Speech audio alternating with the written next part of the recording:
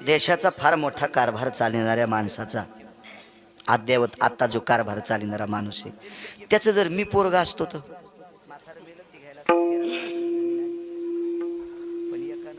मी तुमच्या गावात आलो म्हणून मुंबईपासून रस्ते चेक झाले असते.